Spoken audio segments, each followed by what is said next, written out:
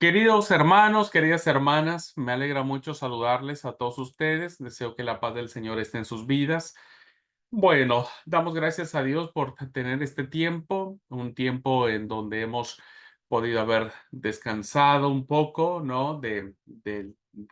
Ah, la costumbre diaria de las clases. Y bueno, este receso seguro a todos nos cayó muy bien. Pero bueno, tenemos que retomar. No sé, usted sé que para muchos es a veces complicado, muy pesado, pero el hecho de sentir que aprendemos algo, no sé si diferente, pero aprender algo tal vez que nos motive a seguir abriendo nuestra mente y corazón hacia la reflexión de lo que representa la palabra de Dios, pues en nuestras vidas, en nuestros ministerios, en el quehacer de la iglesia, en el acercamiento que tengamos con el texto bíblico. Creo que a muchos de nosotros nos motiva bueno, queremos seguir aprendiendo, queremos seguir estudiando. Yo los animo a que no dejen de hacerlo, no dejen de leer, no dejen de aprender, pero nunca hagan que el aprendizaje sea algo o para llenar el ego, ¿no? O para envanecernos. Tampoco aprender solamente como para creer que sabemos más, sino más bien que lo que podamos aprender lo filtremos en nuestras vidas, lo aprovechemos para nosotros y después ver cómo esto podría bendecir al cuerpo de Cristo y al avance del reino. Así que los animo a que sigan profundizando en el misterio de Dios, como lo he dicho, no en un aspecto de un misterio mal entendido, sino de la trascendencia de Dios, ¿verdad? Entonces, bueno, estamos aquí y seguimos aprendiendo y vamos a seguir aprendiendo. La vida es un aprendizaje, termina el seminario, ¿no? Es un aprendizaje, así que bueno, vamos a seguir adelante.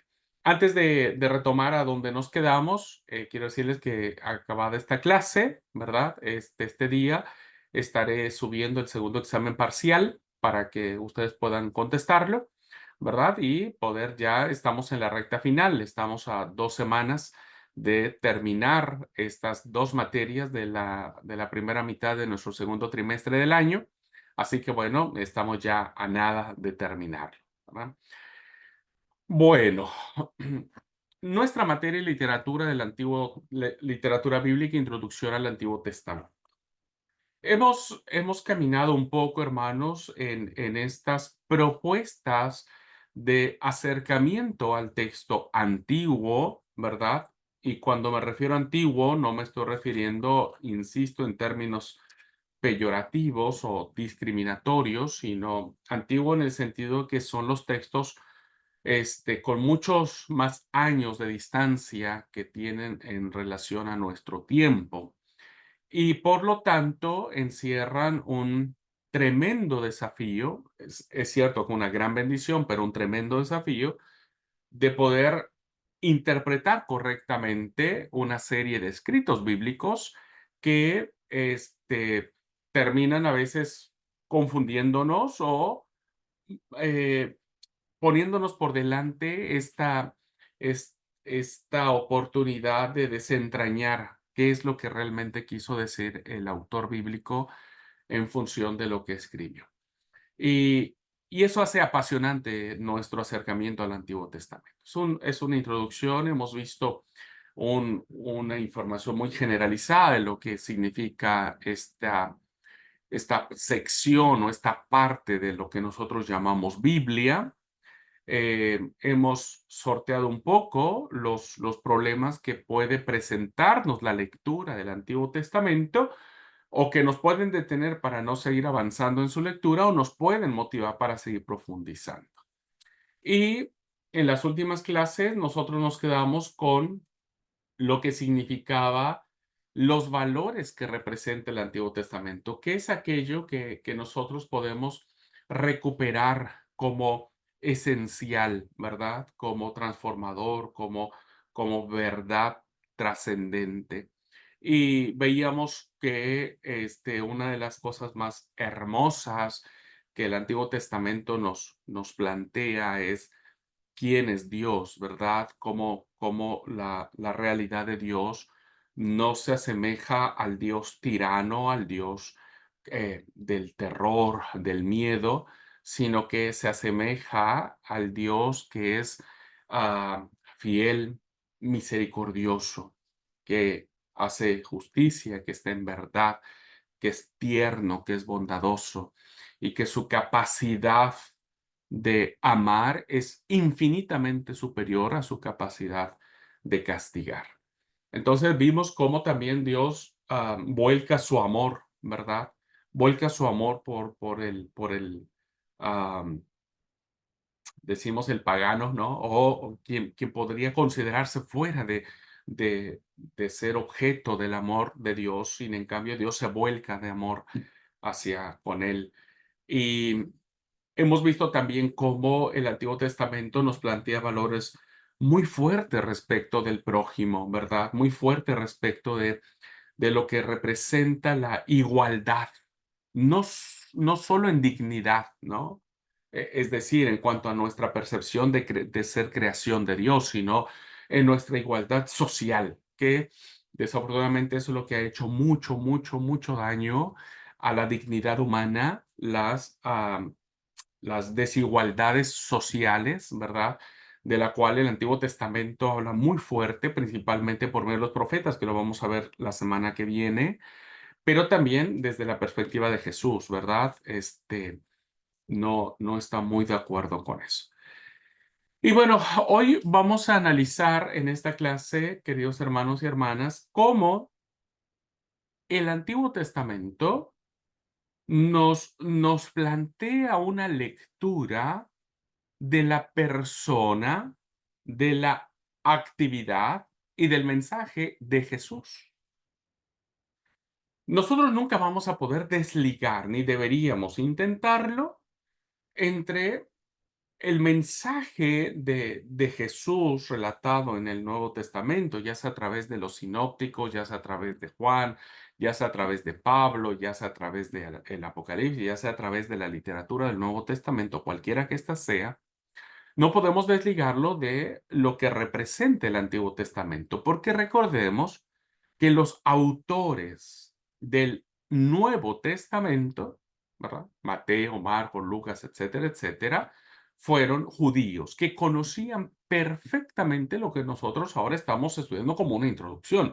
Ellos no lo estudiaban como introducción. Para ellos, el Antiguo Testamento era la vida misma, principalmente la Torá, luego los Nevi'im, luego los Ketubim, ¿no es cierto? Y conocían perfectamente esto. Así que en esta idea de armonizar la figura de Jesús, ¿verdad? La figura de Jesús. Todo lo que hizo Jesús y todo lo que habló Jesús en función de lo que está escrito en el Antiguo Testamento. Hoy solo haremos unos ejemplos para que ustedes vean la profunda conexión que existe entre, insisto, la persona, la actividad y el mensaje de Jesús con lo planteado en el Antiguo Testamento. Algo que ustedes nunca tienen que olvidar, ¿verdad? Y que deben de tener siempre muy presente en su acercamiento con el texto sagrado, es que las historias que se plantean en el Antiguo Testamento no son historias por ser historias, no son historias jocosas, no son historias sin sentido, no son historias al azar, ¿verdad? Son historias que tienen profundos significados para los autores bíblicos, por eso las toman, por eso las recrean, por eso las plasman, por eso las escriben, por eso las toman como punto de partida para iniciar sus discursos, su proyección literaria en el texto sagrado que están escribiendo. Y por lo tanto, ¿verdad? Esta importancia que tienen los relatos, las historias que aparecen en el Antiguo Testamento a la luz de los autores del Nuevo Testamento que hablan sobre Jesús, pues recobran una vitalidad y una impronta y una profundidad y un poder, diría, déjenme plantearlo en ese sentido, un poder de entendimiento impresionante, ¿verdad? Impresionante. Entonces, lo que vamos a ver en esta clase es tratar de analizar cómo esta vinculación de las historias del Antiguo Testamento reflejan cosas interesantes de la persona de Jesús. Y cómo cuando nosotros lleguemos al Nuevo Testamento, jamás podríamos soslayar el Antiguo Testamento diciendo, no, a nosotros no nos interesa el Antiguo Testamento, a nosotros solo nos interesa el Nuevo Testamento porque nos habla de Jesús.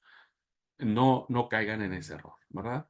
La palabra es unitaria, es decir, ah, es única desde el primero hasta el último libro de la Biblia y por lo tanto tenemos que aprender a valorar cada mensaje que en ella se encuentra. Así que bueno, con esta clase estaríamos terminando los valores que encierra el Antiguo Testamento como propuestas, ¿verdad? Como propuestas de acercamiento, de estudio, de reflexión, insisto, de profundización de la literatura del Antiguo Testamento. Voy a compartir la pantalla para guiarnos en la clase. Déjeme ver si es esta. Sí, sí es esta. Muy bien. Bueno, como lo planteé, ¿qué tendría que decir el Antiguo Testamento sobre Jesús? O más bien, déjeme replantear la aseveración. ¿Qué tendrían que decirnos los autores del Nuevo Testamento en función de lo que entendieron respecto de las historias relatadas en el Antiguo Testamento, teniendo como figura central la actividad, el mensaje y la persona de Jesús? Vamos a ver estas tres, eh, pues como posturas o no posturas, estas tres lentes, ¿verdad? Estos tres lentes que podríamos nosotros ahora solo para efectos del propósito de la clase, dividir a Jesús en cuanto a su actividad, en cuanto a su mensaje y en cuanto a su persona como tal. ¿Ok? Así que vamos a ver una a una.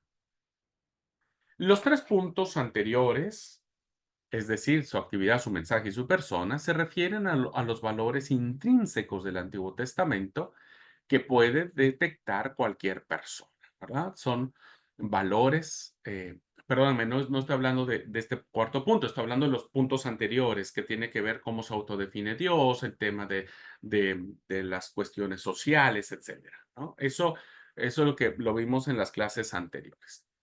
Y eso podríamos de alguna u otra manera nosotros detectarlo porque lo leemos, porque lo relacionamos, porque se podría sobreentender todo lo que ya vimos en clases anteriores. Los cristianos descubrimos otro valor fundamental. ¿Por qué? Porque recuerde que para nosotros, los cristianos, el Nuevo Testamento sigue siendo palabra de Dios, que tiene que ver con Jesús, ¿verdad? Es una tarea apasionante, decimos, casi detectivesca, porque sí habría que tener los ojos bien abiertos, sí habría que tener cierta información y sí tendría que haber cierto tiempo para detenernos a leer pasajes o historias del Antiguo Testamento que nos están diciendo algo que a veces nosotros pues no le damos mucha importancia.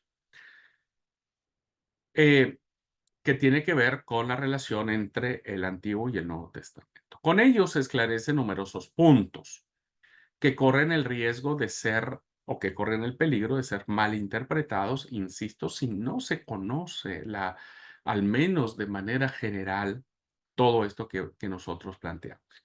Vamos a iniciar con los ejemplos para que ustedes vean cómo hay esta unificación, ¿verdad? Esta unificación. Ahora sí, vamos a empezar con el primero, que es respecto de la actividad de Jesús. Hay una historia, hermanos, hermanas, muy interesante que nos narra el autor del Evangelio de Mateo, ¿verdad? Que aparece en Mateo 21. Les invito a que podamos abrir su Biblia, los que puedan hacerlo, y aun cuando estén viendo la clase grabada, siempre digo, no den por sentado nada, es importante que abran su Biblia, que aprendan a manejar su Biblia, que se familiaricen con el texto bíblico, ¿verdad? Entonces, hay una historia que Mateo nos regala en el capítulo 21 y que tiene que ver con la entrada triunfal de Jesús a Jerusalén cuando sube ya para, según la visión de Mateo, sube para ser crucificado. Y entonces hay una escena que nosotros que conocemos mucho, ¿verdad? Por pinturas, por historia, por películas, porque bueno, se nos parece es una de las escenas más, ah, no sabría definir, cada uno de ustedes sabe, ¿no? Cuando el Señor saca a todos los cambistas que están en el templo y los saca a, a latigazos, ¿no? Se enoja y las mesas vuelan, las monedas van a parar por allá, hay un gran revuelo, es decir, se arma todo un, ah, un desorden, ¿no? Entonces, es como una escena que por eso nos cautiva, ¿no? Porque todo venía así como muy bien portadito hasta ese momento en donde hay todo un desorden. Bueno, cuando Jesús entra a Jerusalén, poco antes, insisto, de ser entregado para vivir la pasión, Mateo dice en el capítulo 21, versículos 2 al 14 lo siguiente. Voy a leerlo todo, este, el texto, ¿verdad? Y Y dice así, vamos a leer de 2 a 14 dos versículos. Dice, y entró Jesús en el templo de Dios y echó fuera a todos los que vendían y compraban en el templo y volcó las mesas de los cambistas y las sillas de los que vendían palomas y les dijo, escrito está, mi casa, casa de oración será llamada. Mas vosotros la habéis hecho cueva de ladrones. Y vinieron a él en el templo ciegos y cojos, y los sanó. Y los sanó. Ahora, hay una pregunta acá. Voy a dejar aquí para los que están tanto en clase presencial, el pastor Edwin, Noé o Claudia, ¿no es cierto?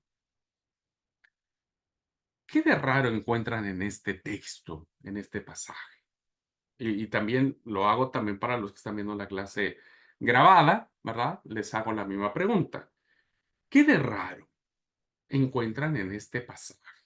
¿Qué de extraño? ¿Hay algo que les llame la atención? ¿Hay algo que no logren entender qué está pasando, qué está sucediendo? O que ustedes digan, bueno, esto no estoy captándolo en su profundidad. Solo son dos versiculitos chiquitos, ¿verdad? Eh, bien resumido es lo que está aquí en la pantalla, que dice Jesús entró en el templo y se puso a echar a todos los que vendían y compraban allí. En el templo se le acercaron cojos y ciegos y el oscuro. Bueno, ¿alguien, hermanos, de los que están en clase presencial quisiera participar? Eh, tratando de ver si, o tal vez diga, no, pues creo que para mí me queda todo claro, también está bien. ¿No? Cuando estén viendo O la sea, clase grabada, también piensen lo mismo. Sí, por favor, ¿quién? no, o sea, lo que a mí me parece raro es, o sea, hay que leer capaz anteriormente por qué vendían en el templo. O Ok, sea, por qué estaban haciendo esa actividad en el templo, me llama la atención, no sé. perfecto. Muy bien, Claudia. Muy bien visto, muy bien visto. ¿Qué es lo que estaba pasando? Que los sacerdotes del templo, que eran los encargados o los que administraban el templo, les permitían, ¿no? Muy buena observación. Y tan buena que estoy tentado a explicar un poco, pero no por si no me voy a desviar de la clase. En alguna otra materia vamos a ver este pasaje con la perspectiva que Claudia nos plantea, ¿verdad? Pero bueno, algo más. Noé, Manuel Edwin, Claudia misma, si algo más perciben.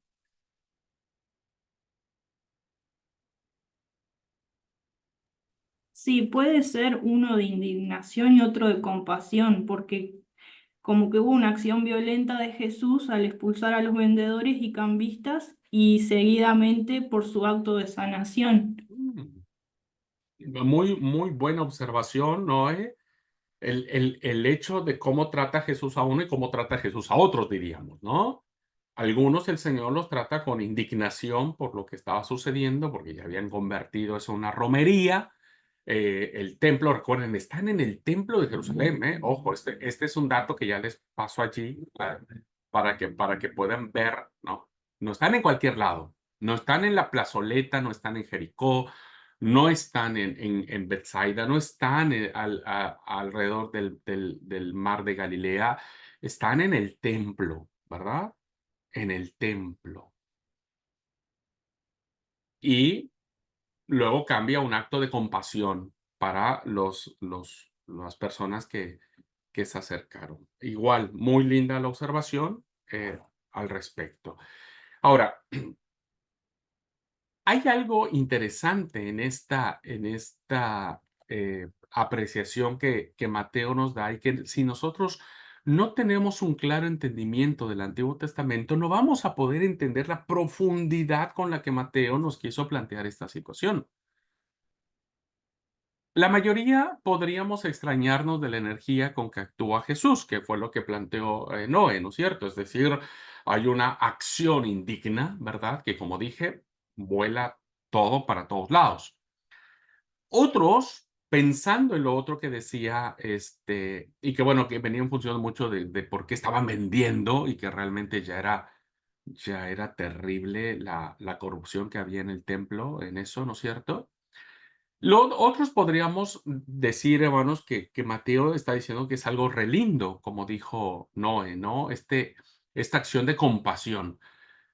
¿Qué hizo Jesús? Empezó a sanar, ¿verdad? Dijo Mateo, y vino al templo ciegos y cojos y los sanó. Entonces, como una acción muy linda por parte de Jesús, ¿no? Y podríamos pensar que Mateo nos está hablando respecto de lo que profetizó Isaías siglos atrás en el capítulo 35, versículo 5, que dice entonces los ojos de los ciegos serán abiertos y los oídos de los sordos se abrirán, ¿verdad?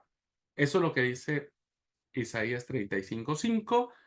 Leo como está en la pantalla que dice, se despegarán los ojos del ciego, los oídos del sordo se abrirán, saltarán como un ciervo el cojo, la lengua del mudo cantará. Eh, el 5 y el 6, perdón, habría que leer hasta el 6. Entonces, está resuelto el tema, ¿verdad? ¿Qué es lo que está diciéndonos Mateo? Pues Mateo nos está diciendo que la acción de Jesús es una acción, pues, muy profética en cuanto a que está dando cumplimiento a lo que dijo el profeta Isaías.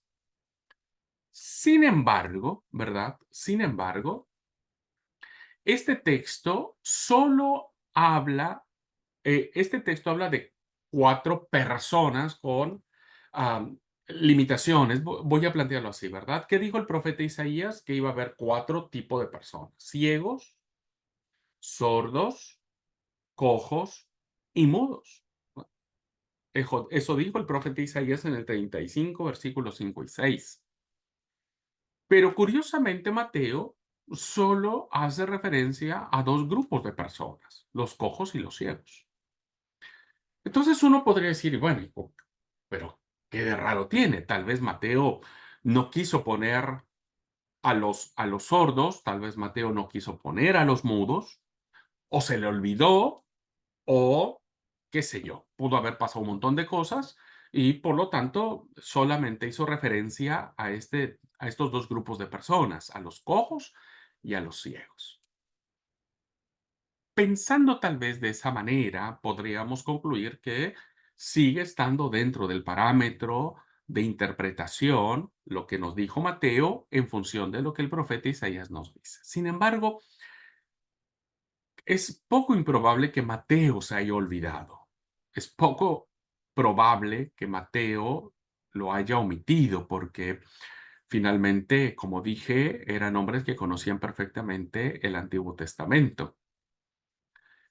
Por eso podríamos decir que el paralelismo no es exacto, ¿verdad? No, deberíamos entender que tal vez Mateo no está pensando en Isaías para explicar lo que él escribió. Y entonces tal vez Mateo está pensando en otro relato que nosotros, si no lo conocemos, pues pasa por desapercibido. Y tal vez, queridos alumnos, para entender el texto del Evangelio de Mateo, deberíamos acudir a otro relato bíblico que no está en el libro del profeta Isaías, sino que tiene que ver con la historia del libro de los Reyes en cuanto a una figura llamada David. Una figura llamada David que cuenta el texto sagrado sobre cómo conquista Jebús, ¿no? La ciudad de Jebús, hará hacerla su capital del reino y que después le llamará Jerusalén. Y este no era el libro de los Reyes, perdón, es el libro de Samuel, porque el libro de los Reyes habla más de Salomón y los dos, la ruptura de los reinos. El libro de Samuel habla acerca de Samuel, David y entonces, y Saúl. Y entonces encontramos una historia muy interesante. Chequense ustedes. Y entonces, ahora que leamos esta historia que aparece en el libro de Samuel, vamos a entender qué estaba pasando por la cabeza del autor del Evangelio de Mateo cuando nos da esta escena de los cambistas en el templo, ¿va?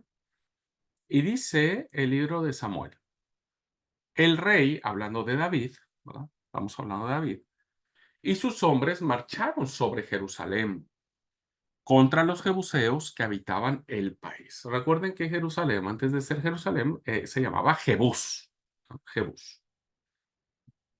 Los jebuseos dijeron a David, ¿no? Cuando David va en una campaña para, en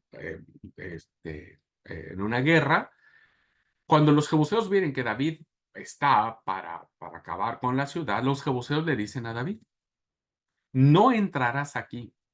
Y fíjense lo que dice el texto sagrado, ¿verdad? Te rechazarán los cojos y los ciegos. Hay como una especie, voy a poner entre dos grandísimas comillas, como una especie de ironía, ¿verdad? Como una especie de, eh, ¿cómo sería aquí? De, fanfarronería, diríamos, por parte de los jesuitas, ¿no? Es como diciendo, mira, vos si entras a la ciudad, hasta los cojos y los ciegos te van a despedazar. O sea, hablando cómo estos dos grupos de personas son altamente vulnerables, ¿no? Sumamente vulnerables y que en la escala de las relaciones sociales, pues están en la escala más baja, ¿no? Porque son personas con muchas limitaciones, con muy pocas fuerzas, etcétera. Entonces, una ironía de los que vosotros decir, hasta los que no sirven, perdónenme la expresión, estoy tratando de parafrasear lo que dice la ironía de los jebuseos, hasta lo que no sirve te va a destruir. Pero David no se queda con eso, ¿verdad? Con esa amenaza irónica, déjenme plantearlo así. Y entonces David conquista el Alcázar de Sión, entra, conquista, destruye, etcétera. La ironía de los jebuseos no funciona. Y entonces hay una sentencia que el texto sagrado va a recoger del Antiguo Testamento cuando David dijo en aquel día, al que mate a un jebuseo y se cuele por el túnel, a esos cojos y ciegos los detesta David. Por eso está mandado, ni cojo ni ciego entre en el templo.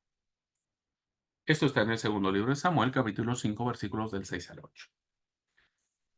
Vean ustedes, hermanos, cómo a partir de esta tradición que, que quedó plasmada en el texto bíblico en función de cómo los jebuseos tomaron a estas dos figuras, ¿no? Como diciendo, estos son mucho más poderosos que David. David termina diciendo: a los cojos y a los ciegos los detesto. Por lo tanto, ni cojo ni ciego entrará en el templo. A partir de ese momento, queridos alumnos, pues la maldición, déjenme plantearlo en ese término, la maldición para estos dos grupos de personas vuelve una realidad y se vuelve una amenaza y se vuelve una condena y se vuelve en un lastre social y se vuelve en algo que pues los deja estigmatizados, porque ni el cojo ni el ciego, en su generalidad, decidieron ser cojos y ciegos. Algunos venían por nacimiento.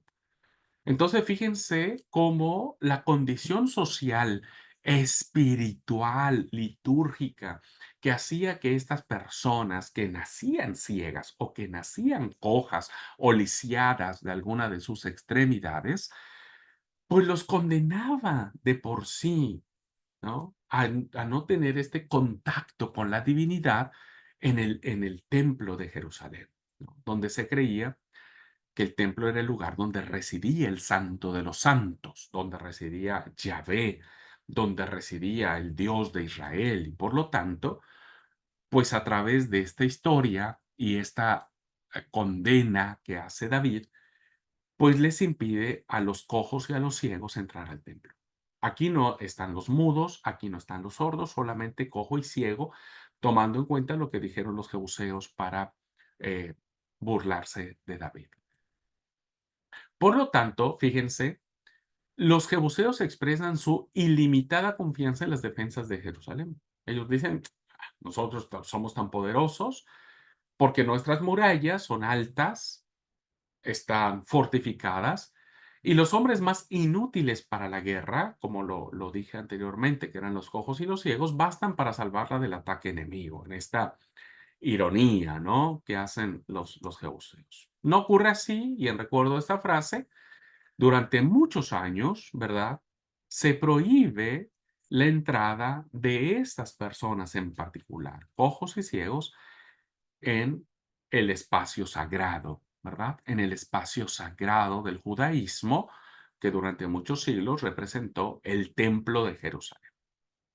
Y ahora fíjense entonces, cómo podemos entender lo que Mateo nos está queriendo decir en la persona de Jesús, en su actividad, ¿no? Nos volvemos al texto de Mateo. Y entonces el texto de Mateo nos dice dos cosas poderosísimas. A la luz de esta narrativa o de esta historia del Antiguo Testamento. Primero, que lo que está sucediendo es que es admitido por la institución religiosa, que es la presencia de mercaderes y cambistas, que es lo que decía Claudia, ¿no es cierto? Porque las autoridades religiosas permiten la presencia de personas que están, en muchos casos, abusando de los pobres principalmente, ¿verdad? Abusando principalmente de los pobres que tenían que comprar sus animales para el sacrificio y a veces se los daban en precios que no eran los correctos, ¿no? Y que se hacía un negocio allí. Entonces, Mateo nos dice que a la luz de los parámetros del ser humano, es correcto, está bien que esté este tipo de personas en el templo. Pero curiosamente o paradójicamente, la misma institución religiosa, los mismos sacerdotes del templo, rechazan la presencia de los más necesitados. O sea, abrazan al corrupto, ¿no? Al que les deja plata, al que les deja ganancias para el templo, para que los sacerdotes vivan re bien, porque había una élite sacerdotal que vivían a cuerpo de rey. Pero por el otro lado eran muy estrictos en cuanto a que la tradición que se dio acerca de David les daba esta autoridad de decir, bueno, estas personas tan necesitadas no serán admitidas en el templo de Jerusalén. Y entonces, ¿qué nos dice Mateo a través de este pasaje? Y bueno, Mateo nos dice que Jesús no está de acuerdo. Y Jesús, con su acción, ¿verdad?, va a invertir esos, esos privilegios, va a invertir esas prioridades, ¿no? O esas preferencias. Y va a rechazar lo que las autoridades religiosas admiten y va a admitir lo que las autoridades religiosas rechazan. Qué interesante, hermanos, ¿no? Hoy que vivimos ante a una sociedad donde el poderoso es poderoso precisamente porque es capaz de cooptar las conciencias y las acciones de las personas, y que a veces el cristianismo se vuelve o se tiene que volver contracultura, es decir, no acomodarse a lo que la misma sociedad nos impone. Y Jesús es lo que hace, y con este pasaje Mateo nos está planteando un texto revolucionario, en el muy buen sentido de la palabra lo digo, revolucionario. Es decir, el pasaje no quiere transmitir un simple testimonio de la bondad y el poder de Jesús o sus pretensiones mesiánicas pensando que está cumpliendo lo que dice el profeta Isaías.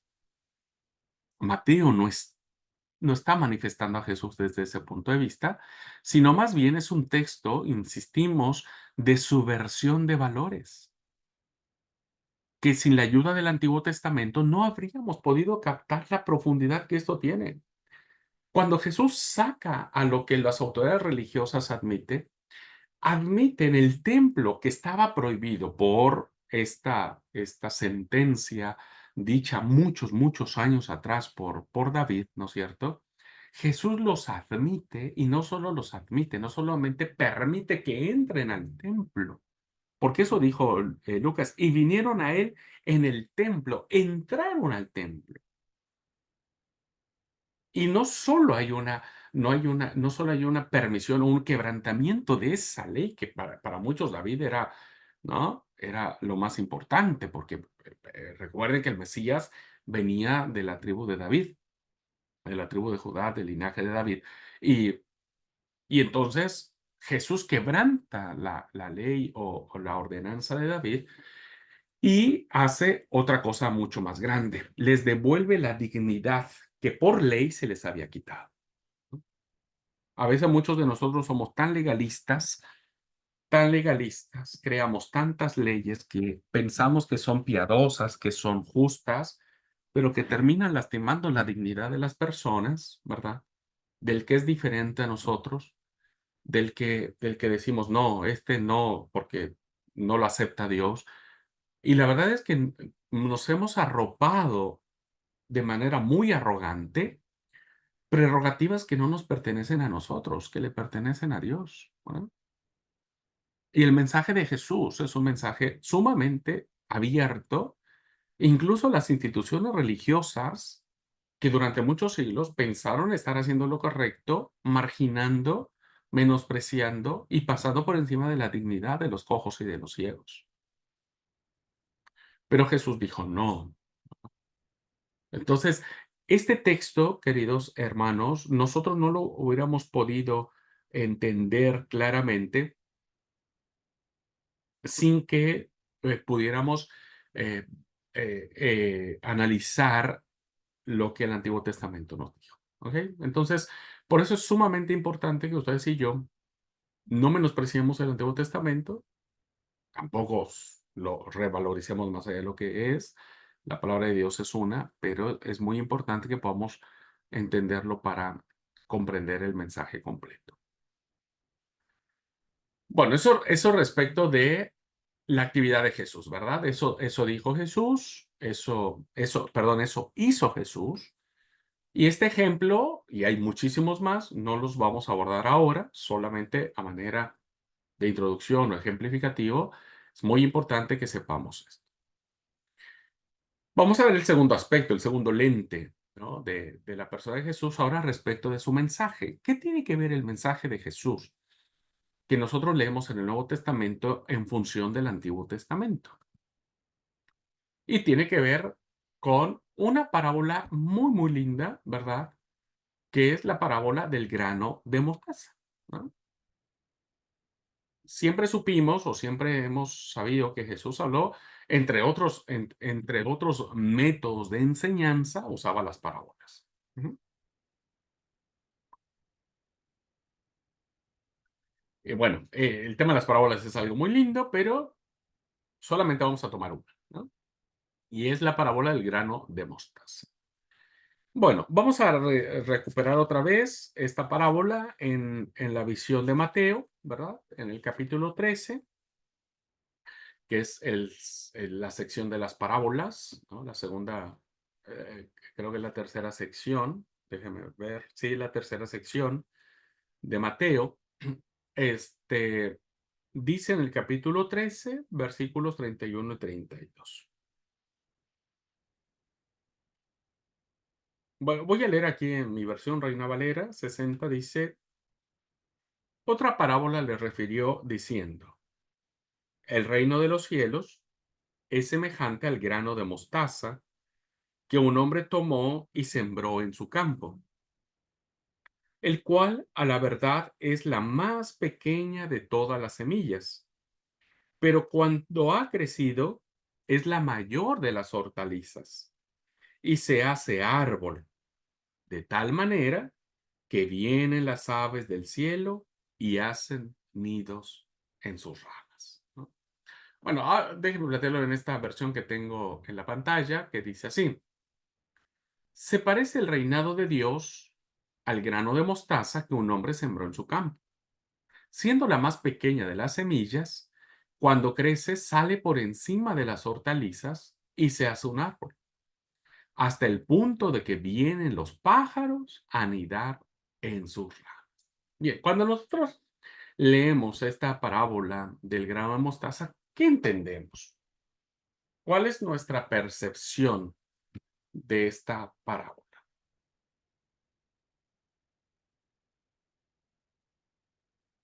Si alguien quiere participar, bienvenido.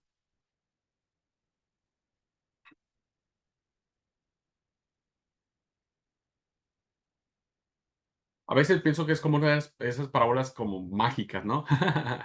Que, que, que esa semillita chiquitita se convierte en algo mucho más grande, ¿no? Eh, ¿Qué pensamos a veces de esta parábola? Pues pensamos que el reino de los cielos de a poquito iba a crecer mucho, mucho, mucho y la iglesia iba a ser muy grande y entonces el mensaje se va a expandir por toda la tierra. Es, es como una de las interpretaciones que le hemos dado a esta parábola de mostaza. Podríamos pensar que es muy fácil captar la idea primaria, ¿no? De esto, que es que no hay que desanimarse cuando los comienzos del reino son chiquititos, el grupo de personas es muy poquita, pero si nosotros confiamos, iremos creciendo, creciendo, creciendo hasta ser algo muy grande, muy importante, ¿no? Es como que la idea que como dije, le damos a esta parábola, ¿no? No hay que desanimarnos por ser pocos, de a poquito iremos creciendo, creciendo, creciendo a ser mucho más grande. Por eso es que hoy muchas teologías o muchas concepciones religiosas anhelan ser mega iglesias, ¿no? Porque creen que es como el cumplimiento de la parábola de la semilla de mostaza, que se convirtieron en iglesias muy, muy, muy grandes, ¿no? Pero nada tiene que ver, ¿no? Nada tiene que ver. Esta parábola también tiene un matiz polémico y que Mateo le está planteando y que los que escuchan estas parábolas saben claramente qué es lo que está queriendo decirles el autor del Evangelio. ¿Por qué? Porque Mateo está planteando una ironía, ¿verdad? Una ironía que solo puede captarse cuando se conoce el texto profético de Ezequiel. Estas parábolas, el autor de Mateo las está refiriendo en un primer momento a un grupo de personas que conocen perfectamente el Antiguo Testamento. Nosotros se nos pasa por alto porque no conocemos tanto el Antiguo Testamento, pero a quienes se le escribió originalmente el Evangelio de Mateo, sí conocían el Antiguo Testamento. Entonces, ellos conocían al profeta Ezequiel, conocían perfectamente. Es uno de los grandes profetas que habla acerca de la restauración y la gloria del templo de Jerusalén. Es un profeta muy nacionalista, ¿no? Muy nacionalista. Por eso, entre todos los judíos, pues era uno de los profetas más queridos, por el nacionalismo que tenía. Así que este profeta que ha debido anunciar la catástrofe de su pueblo indica que esta no es la palabra definitiva de Dios y que cuando pase, porque recuerden, el profeta Ezequiel está ministrando, está llevando a cabo su labor profética en épocas del exilio, ¿no? Cuando vienen los babilonios y demás. Él, en su texto profético, dice que el pueblo de Israel, pues no siempre va a quedar en derrota, sino va a venir una victoria poderosísima, ¿no? Y entonces Ezequiel exalta a Israel en una figura de, pues sí, de victoria, de decir, bueno, lo logramos, ¿no? Y vean en los términos en que el profeta Ezequiel plantea, ¿no?, la condición en que el pueblo va a tener después de que los persas terminen destruyendo a los babilonios. Dice: cogeré una guía de cogollo del cedro alto y encumbrado. Del vástago cimero arrancaré un esqueje y lo plantaré en un monte elevado y señero, perdón. Lo plantaré en el monte encumbrado de Israel. Echará ramas, se pondrá frondoso y llegará a ser un cedro magnífico. Anidarán en él todos los pájaros. A la sombra de su ramaje anidarán todas las aves. Bueno, esta palabra profética la tenemos en el capítulo 17 de Ezequiel, versículos 22 y 23. Si ustedes logran ver, hay un paralelo muy interesante respecto de lo que dijo Jesús en su parábola, porque resulta que Jesús era judío y resulta que Jesús que aprendió desde pequeño, tenía que aprender desde pequeño, de alguna manera, la Torá, los profetas, sabía de lo dicho por el profeta Ezequiel. Entonces, ya se habrán dado cuenta, ¿no es cierto?, del paralelismo que existe y de cómo Ezequiel pone a Israel eh, como es un cedro alto y encumbrado, ¿no? Es como diciendo, no se preocupen, ustedes serán el árbol más hermoso, frondoso, grandioso, ¿no? En este símbolo del nacionalismo israelita, ¿no?, judío. Y entonces el árbol será tan grande, Israel será tan poderoso después de esto, que los pájaros, ¿no?, todas las aves, no solo los pájaros, de todas las clases, ¿no?, refiriéndose a todos los pueblos, pues necesitarán de Israel, ¿no?, o reconocerán a Israel. Cuando nosotros volvemos a leer la parábola de mostaza, podemos ver también que se hace un árbol donde las aves del cielo vienen y hacen nido en sus ramas. La relación entre ambos pasajes es evidente por la metáfora vegetal. En un lado tenemos la mostaza y en otro lado tenemos un cedro, ¿no? Y por el resultado de las aves que se acogen a la sombra de uno y de otro. Pero Jesús, dicho por Mateo, ha modificado intencionadamente el texto profético. Y de manera intencionada, Jesús no compara el reinado de Dios con el cedro maravilloso, magnífico, etcétera, ¿no? De esa figura imponente y poderosa, prototipo del árbol majestuoso y elegante. Recuérdense los famosos cedros del Líbano, tan alabados por la Biblia, por los profetas, por los salmistas, ¿no?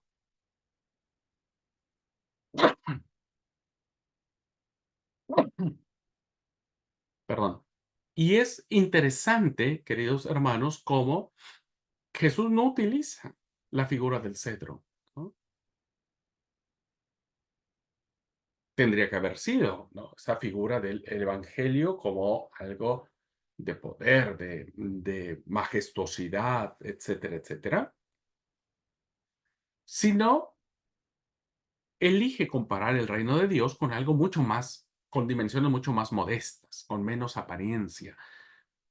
Evidentemente, el grano de mostaza, o la mostaza, el árbol de mostaza no era tan vistoso, tan elegante, tan poderoso como el cedro del Líbano, ¿verdad?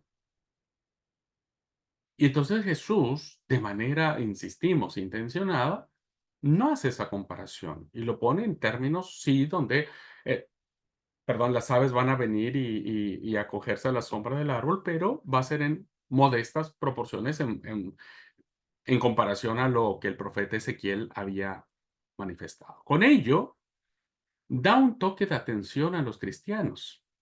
¿Qué dijo el Señor? No nos desanimemos, no se desanimen por iniciar, ¿no?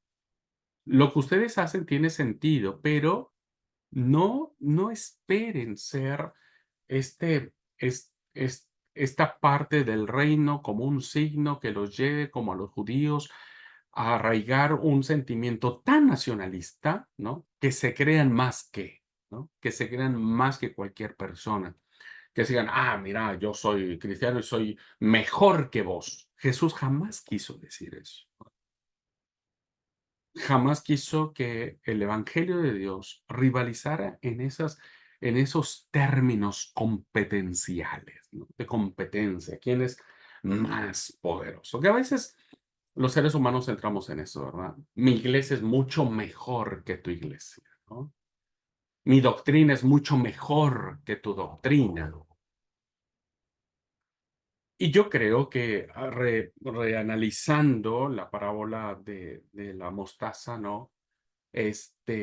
Nunca, no creo que tengamos nosotros que llegar a esos niveles de considerar que lo mío es mucho mejor, porque nos va a llevar esos sentimientos que llevaron a la ruina a Israel de confiarse en sí mismo, de confiarnos en nosotros mismos y de llegar al punto de volvernos tan soberbios, ¿verdad? Tan soberbios de, ah, mira mi iglesia. Y de verdad, ¿sabes? Yo conozco de algunas denominaciones que tengo contacto donde entre los mismos miembros de iglesia y creo pasa un poco también en la nuestra, ¿no? De que hay iglesias que tienen mucho más poder económico, tienen más plata, hacen templos maravillosos, ¿no?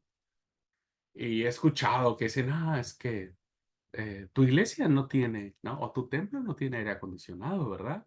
Porque nosotros ya tenemos aire acondicionado en nuestro templo, ¿no?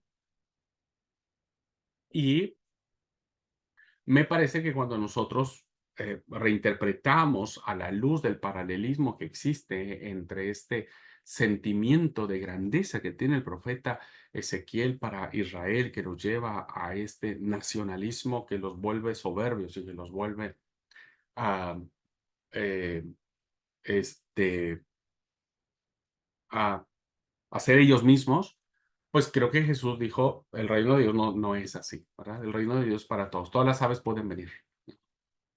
Y el reino no necesita creerse ser el cedro del Líbano.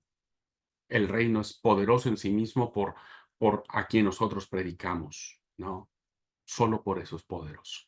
Así que esto también es sumamente interesante analizarlo y replantearlo, insisto, a la luz de el contexto que nos ofrece el Antiguo Testamento.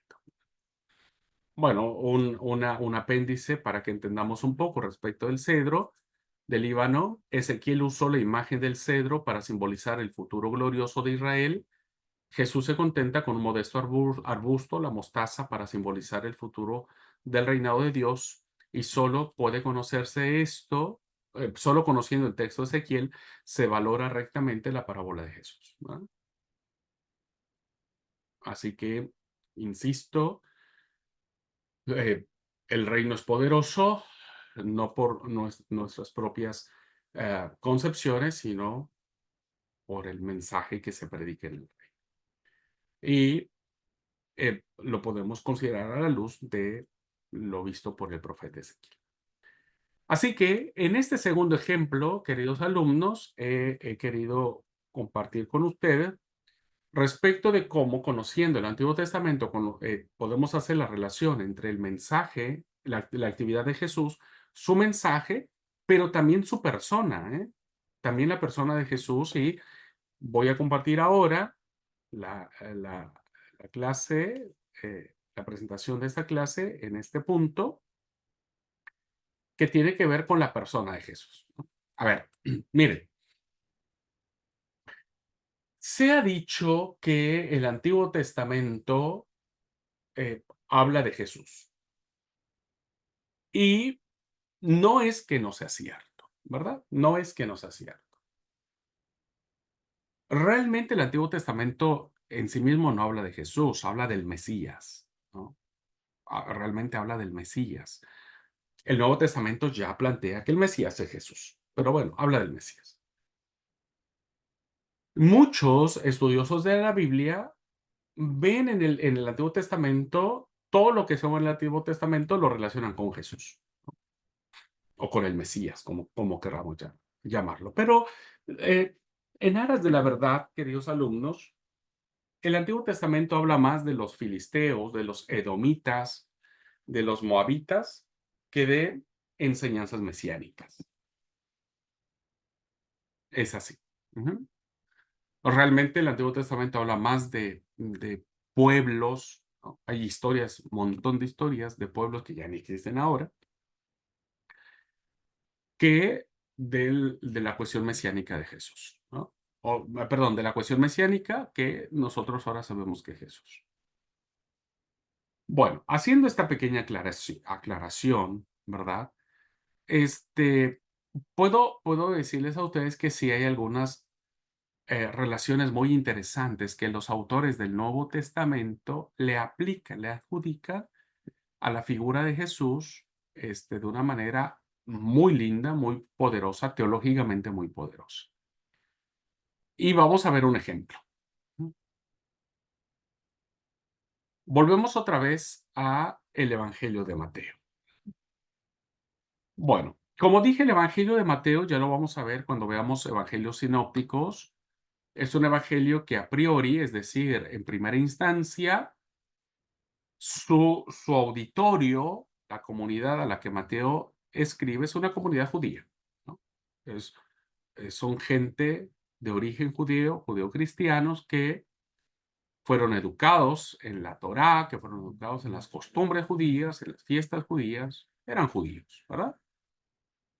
Entonces, el auditorio al que escribe el Evangelio de Mateo es alguien que tiene en su mente todos los personajes famosísimos. Y ustedes saben que para un judío la figura de Moisés es fundamentalísima, ¿verdad? Tan es así de que Israel le atribuye la ley a Moisés. Y entonces, al final quedó como la ley de Moisés. Y ustedes saben que para un judío hay dos cosas sagradísimas, la ley de Moisés y el templo, las dos cosas más sagradas que existen, ¿no? Y que esas están en la Torá o en los 5 primeros libros de la Biblia. Bueno, entonces, para un judío del primer siglo al que escribe el evangelista Mateo, pues Moisés es una figura muy fuerte.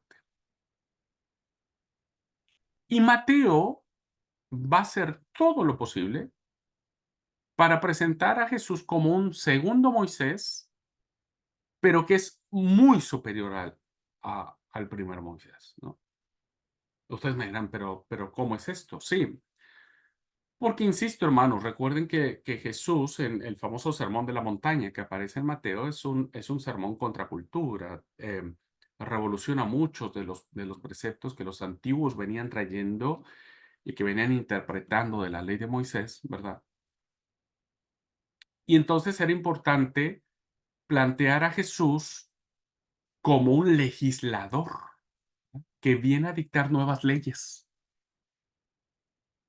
Y como viene a dictar nuevas leyes, significa que las leyes que dio Moisés, pues ya no sirven. Y eso era inconcebible, ¿no? Era revolucionario. Entonces, para el evangelista Mateo, es sumamente importante decirle a su gente, ¿verdad? Que este Jesús, que él va a iniciar su evangelio con una genealogía, de Jesús es alguien que tiene la autoridad de Dios para cambiar la ley. Ujú. Y para dictar nuevas leyes. Por eso el sermón de la montaña, muchas veces, oíste que fue dicho, mas yo ahora les digo, ¿verdad? Es decir, Jesús está legislando, está haciendo nuevas leyes. Pero ¿quién podría legislar? ¿Quién podría hacer nuevas leyes sino Moisés? Entonces, quiere dejar clara la importancia de Jesús como un segundo Moisés, pero mucho más grande que el Moisés que aparece en la Torá. Bueno, para entender el Nuevo Testamento, insisto, el ejemplo es del Evangelio de Mateo, debemos saber un poco el Antiguo Testamento. Miren, vamos al ejemplo, ¿verdad? Bien, comenzaremos con uno de los episodios más cautivantes y que a veces nosotros no le damos mucha importancia porque parece ser que no fue tan complicado el tema. Y ya de ahí hay como una interpretación, ¿no? Como una pista hermenéutica de si no nos importa mucho ese pasaje, es que algo, es, algo tiene especial este pasaje, que tiene que ver con la matanza de los niños inocentes, ¿no? Bueno, es un pasaje que nosotros a veces creo que ni leemos, ¿verdad? La verdad, ni hemos leído al respecto. Le damos muy poca importancia a este pasaje de Mateo, que por cierto, ningún otro evangelista nos habla de esta matanza, ¿no? De esta masacre. Hoy, si hay una masacre de niños a nivel mundial, en una ciudad sería una noticia a nivel mundial, que hablaríamos de estas noticias durante mucho tiempo en muchos canales de televisión. Bueno, este pasaje, este episodio, ¿no? Solamente Mateo nos lo dice. Bueno, ya desde ahí nos entra cierta curiosidad. ¿Por qué un evento tan sangriento, tan bárbaro, tan terrible, no fue recogido ni por Marcos, ni por Lucas, ni por Juan, ni siquiera recordado por Pablo, ni por nadie? Solamente nos lo plantea, ¿quién? Mateo. Bueno, para la mayoría de los cristianos, este pasaje solo refleja la loca crueldad de Herodes, porque es un pasaje donde nos dice que sabemos que estos sabios que venían de Oriente, tal, se acercan con Herodes. Herodes dice, bueno, cuando sepan de quién es el niño, pues me vienen y me avisan, ¿no? Este, y bueno, sabemos que Herodes, pues no quería compartir. El gran Herodes Herodes el Grande no quería compartir, evidentemente, un rey, porque un rey iba a rivalizar con su reino y lo iba a destronar. Entonces, hemos visto que este pasaje viene a ser como la acción de un rey loco, ¿verdad? Que mandó a matar a los niños. Ahora, históricamente está comprobado que Herodes estaba loco, ¿no? Históricamente. Incluso muchas biografías y muchos eruditos confirman que hoy diríamos que parecía bipolaridad. Mató a sus hijos, mató a su esposa por miedo a que le quitaran el trono, etcétera, etcétera. Hoy en día hay muchas posturas que tratan de recuperar la figura de Herodes como el gran rey que hizo grandes obras arquitectónicas. Y es cierto también, fue un tipazo, o sea, por eso dijimos que era como bipolar, ¿viste? Por un lado hacía cosas muy buenas y por el otro lado era resanguinario.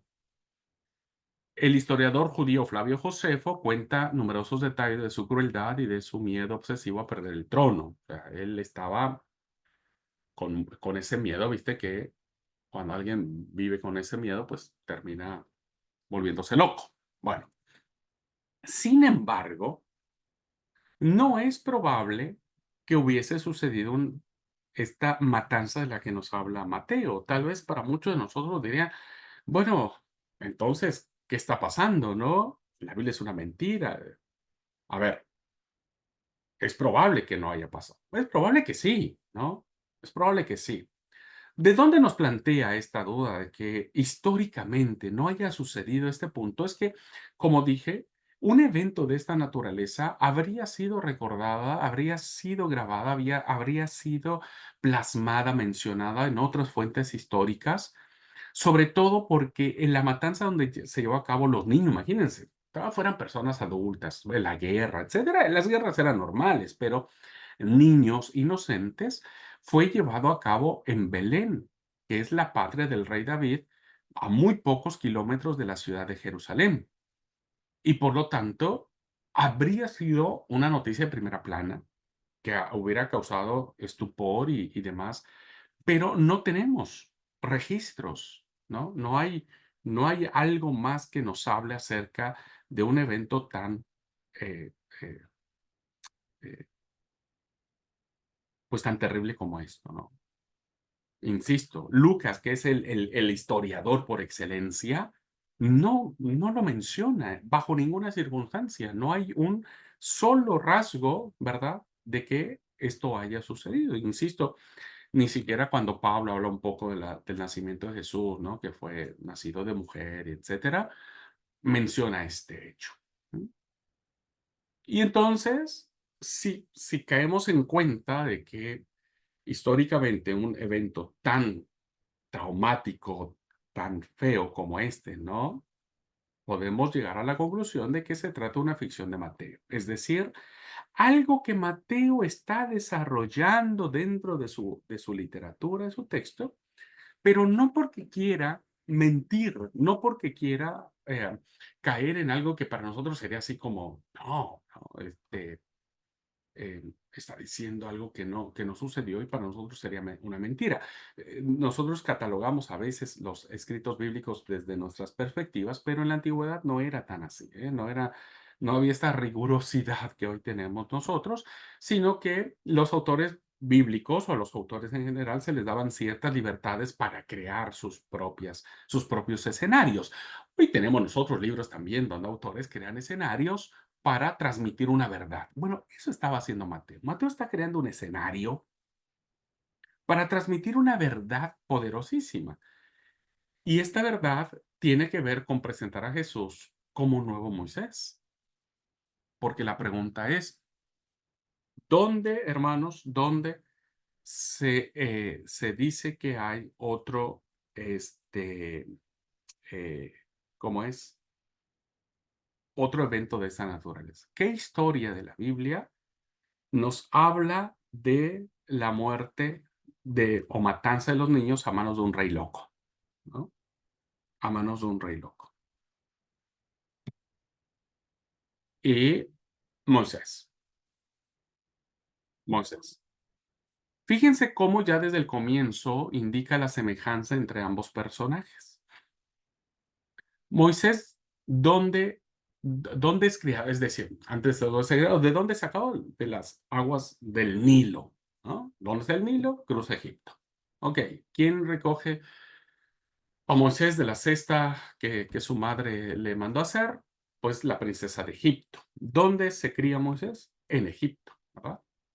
Entonces, ¿dónde es la figura central? ¿Cuál es el lugar central donde se desarrolla la historia de Moisés? Pues en Egipto. Segundo, es el único niño que se escapa de la absurda persecución de un rey, en este caso del faraón, ¿verdad? Donde manda el faraón a las parteras diciendo, todo niño varón los tienen que matar, no dejen que nazca. Entonces se hizo una gran matanza, ¿no es cierto?, que está registrada en el texto, ¿no? Y que el único que escapa, según la historia del Éxodo, el único que escapa de esta acción de muerte es Moisés. Ahora, tomando un poco el paralelo de lo que nos plantea Mateo en esta historia, ¿quién es el único niño que escapa de la matanza decretada por otro rey? Pues Jesús, ¿no? Jesús es el único que a través de un sueño, que el ángel se le aparece y le dice a tal, ¿no es cierto? Y entonces, ¿a dónde lo manda el Señor? ¿Dónde estaba el Señor? ¿Dónde estaba? En Egipto, en Egipto.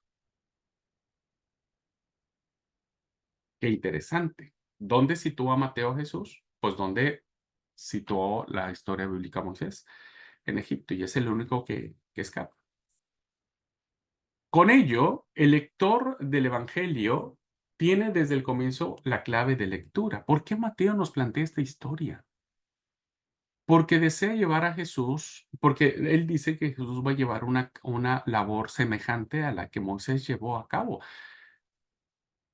¿Por qué de manera milagrosa Moisés se salvó? Porque Moisés tenía que ser el gran libertador de su pueblo en Egipto.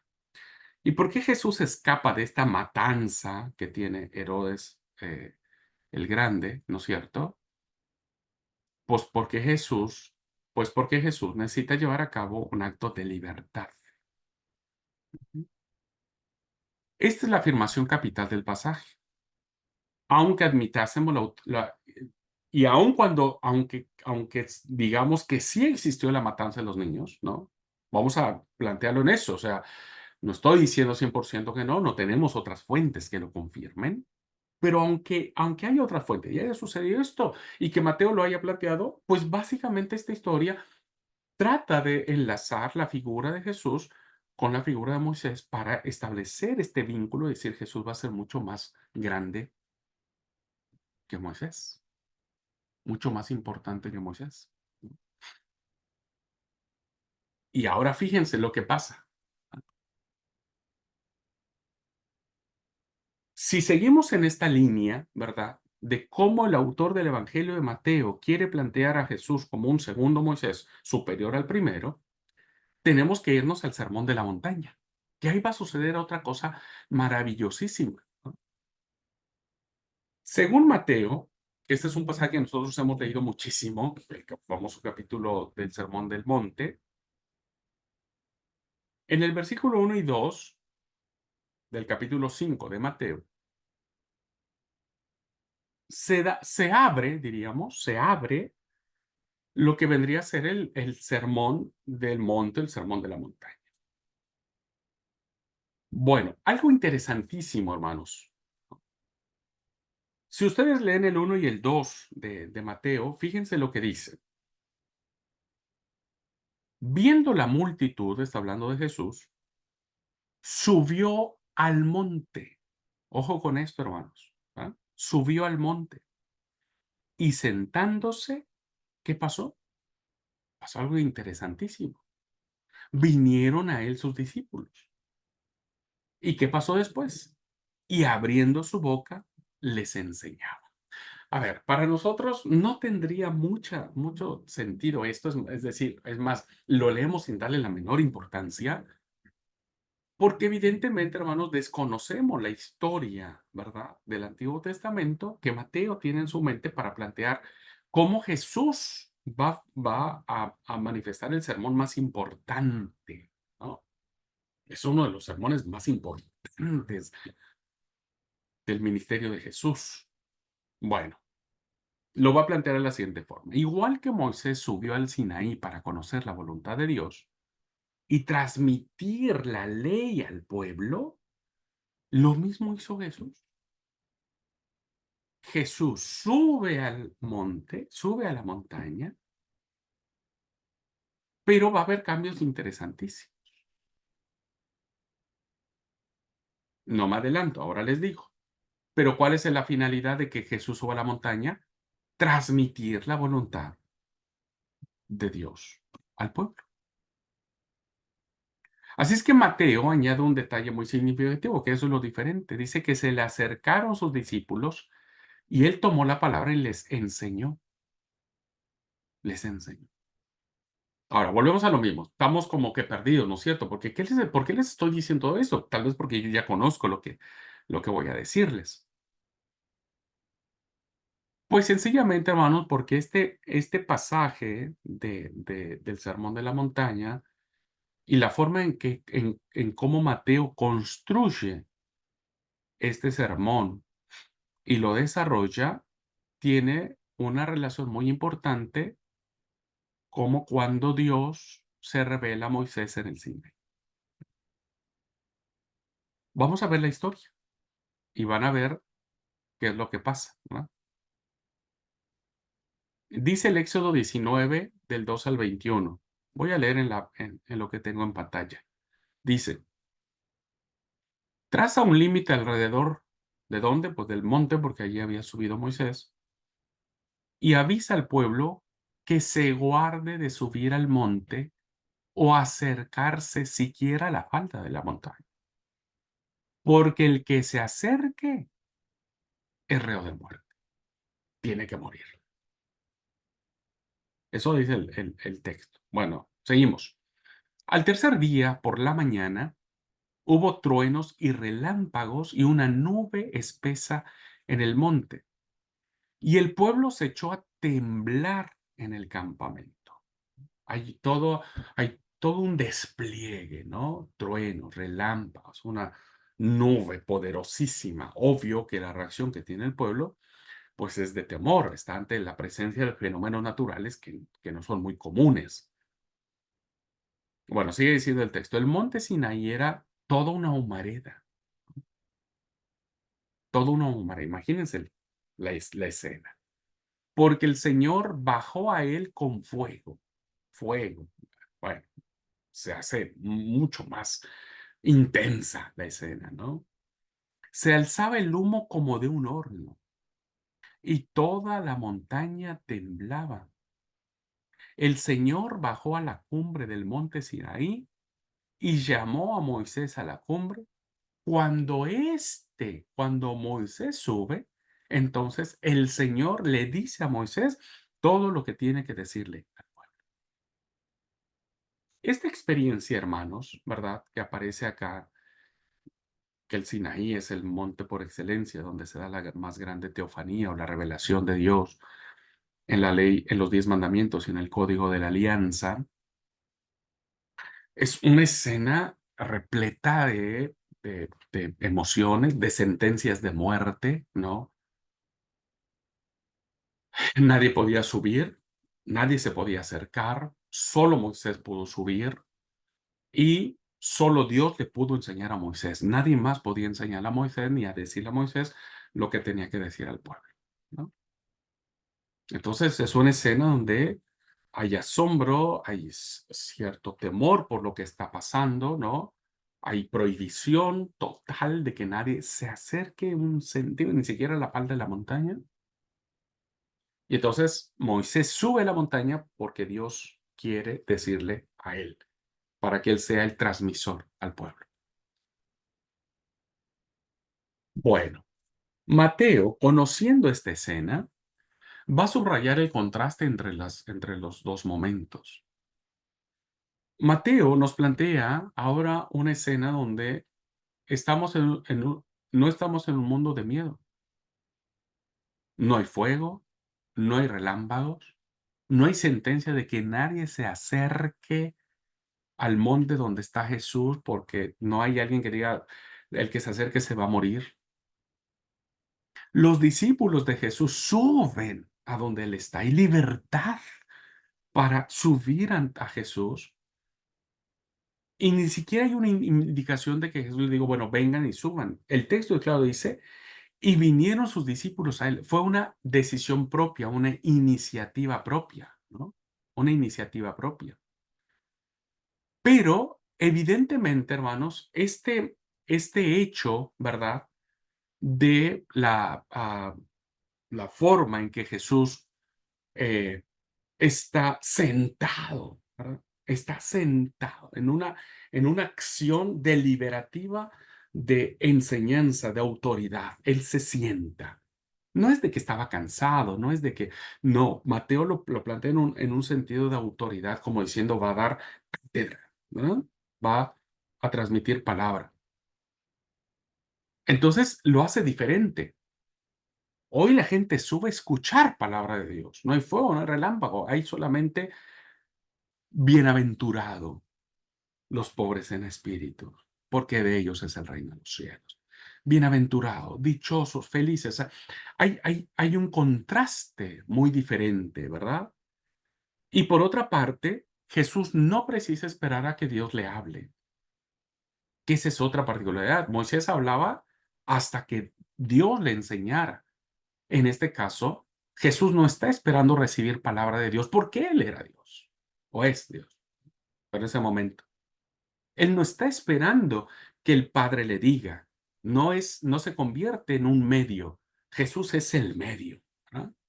No se convierte en esperar a ver qué le dice Dios. Él sabe porque Él es Dios. Entonces, Él mismo toma la palabra, comienza a enseñar con esa autoridad que Mateo va a cerrar toda esta catequesis, toda esta enseñanza en el capítulo 7, versículo 28 y 29, y dice, cuando terminó Jesús estas palabras, la gente se admiraba de su doctrina porque les enseñaba como quien tiene autoridad, ¿verdad? Y la autoridad, evidentemente, es superior a la de Moisés, que era el único que podía haber legislado y cambiado la ley que en ese momento se le atribuía a él. Entonces, vean cómo esta escena, ¿verdad? Esta escena va a contrastar profundamente con lo planteado en la figura de Moisés cuando él recibe la enseñanza de Dios para lo que son los códigos, diríamos. Y entonces Jesús es mucho más que eso. En él no hay sentencia de muerte, no hay gente que está llena de miedo, sino gente que les dice felices son, dichosos son ustedes, ¿verdad? No hay, la gente puede subir, sus discípulos se acercan por mutua voluntad a Jesús y Jesús es Dios, por eso su palabra tiene autoridad, tiene autoridad. Finalmente, o un tercer ejemplo que encontramos de esto en cuanto al paralelismo que existe entre Jesús y Moisés, que ayuda a comprender la dura polémica de un pasaje del Evangelio de Juan, que puede pasar desapercibida, cuando el Evangelio de Juan dice en su prólogo, porque la ley se dio por medio de Moisés, el amor y la lealtad se hicieron realidad en Jesús el Mesías. A Dios nadie lo ha visto jamás. Él es hijo único, que es Dios y que está al lado del Padre, quien nos lo ha explicado. El amor y la lealtad se hicieron en realidad en Jesús el Mesías. ¿Cuál era el problema que había en esto, no? En la comunidad juanina y que Juan va a plantear. Pues que Juan va a contraponer la ley, que la ley, insisto, para cualquier judío era lo más sagrado, ¿no? La Torá es lo más sagrado. Y Juan va a contraponer esto y va a decir que lo más sagrado ya no será la ley, sino el amor y la lealtad, ¿no?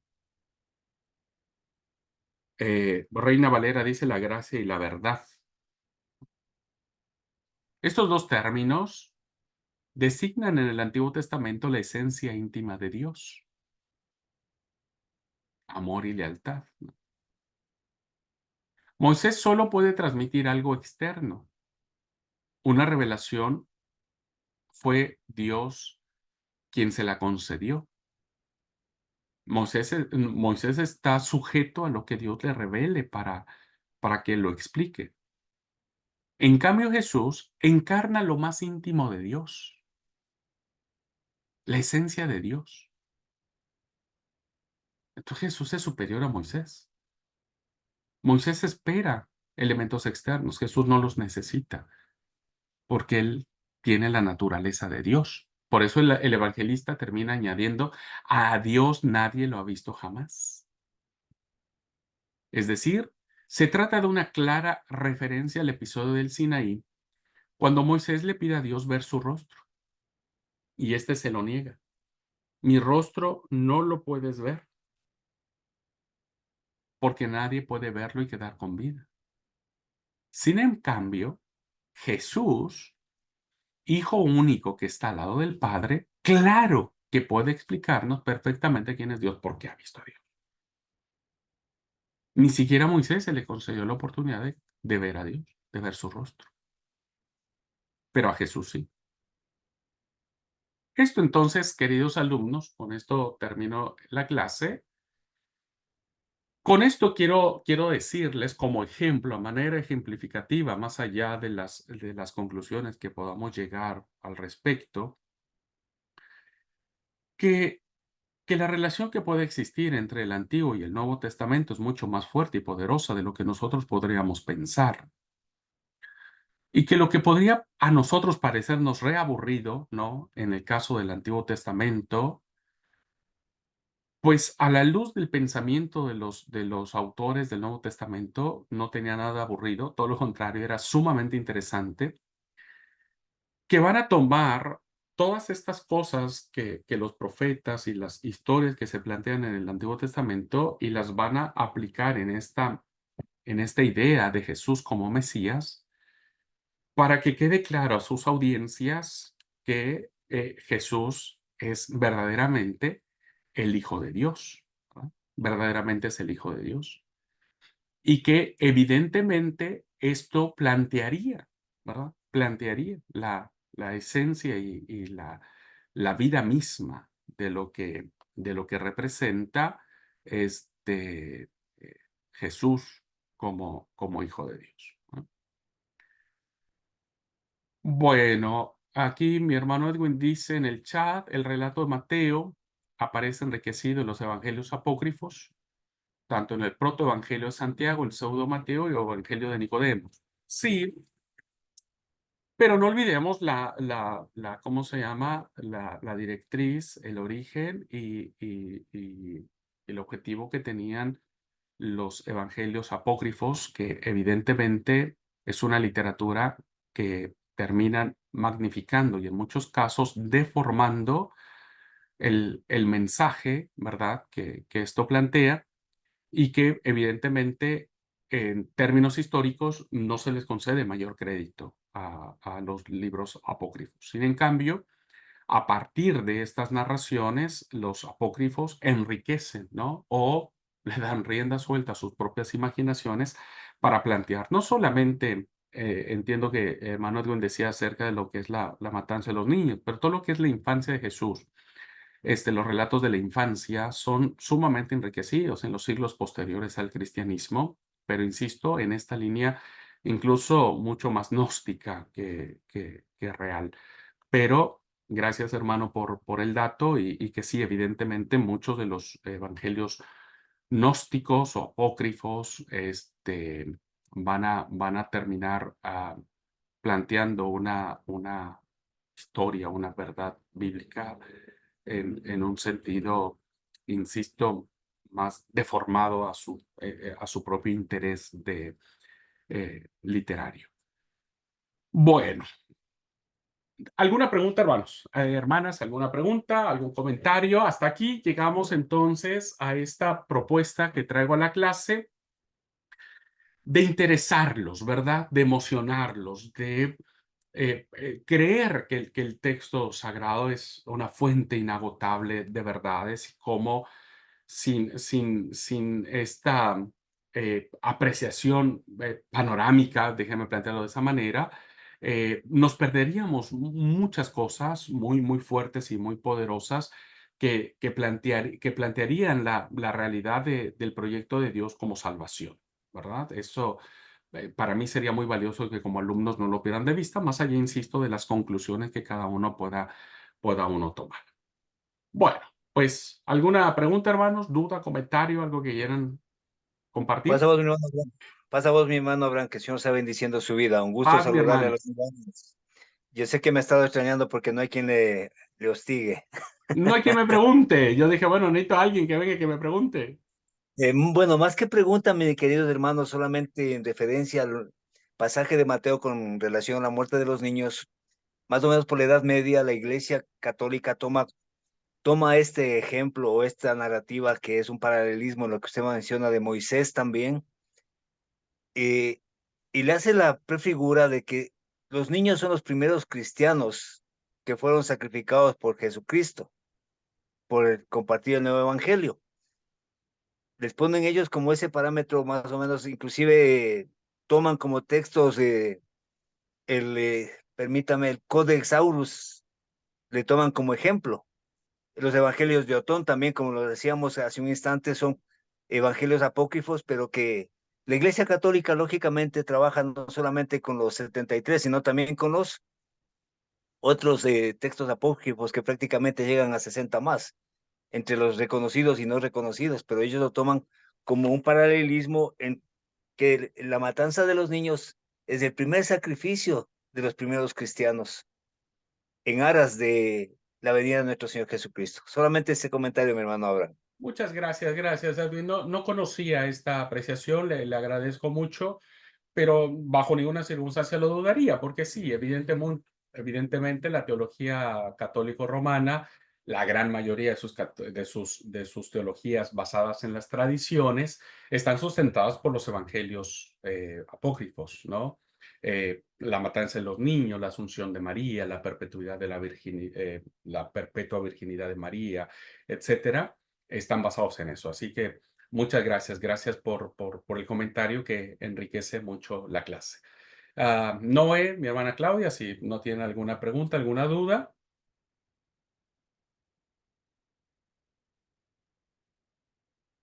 Vamos a terminar la clase y la próxima clase, que será el jueves, sí, ¿verdad? El jueves, voy a plantear, hermanos, en términos panorámicos, ¿no? Hacer una barrida muy generalizada de lo que tiene que ver con los libros del Antiguo Testamento canónicos que nosotros conocemos como palabra de Dios. Y la próxima semana estaría terminando con una clase que tiene que ver con el mensaje de los profetas. Los profetas en el Antiguo Testamento, que es una introducción, evidentemente, es apasionante, es apasionantísima, ¿no? La parte de los profetas, no como adivinos, ¿no? Porque a veces hemos entendido a los profetas como adivinos, sino realmente como los voceros de Dios. Noé dice, la próxima clase no es el miércoles. Sí, no, perdóname. Se dan cuenta que es ¿cómo se llama? El arranque de después de las vacaciones. El cerebro ya dice que necesita más vacaciones. Sí, no, perdón, sí, el miércoles. Vamos a ver la panorámica del Antiguo Testamento y la próxima semana estaremos hablando de los profetas. Gente hermosa, que el Señor los rebendiga, que los guarde, que nos siga dando sabiduría, apasionamiento, que nos dé de su espíritu, que nos permita ser fieles a su palabra, que nos permita aprender de ella, transformar nuestras vidas y bendecir en la edificación del cuerpo de Cristo. Que Dios los guarde. Linda tarde para todos. Chao. Dios les bendiga, hermanos. Paz y bendición. Pasa, hermanos. Linda tarde. Gracias.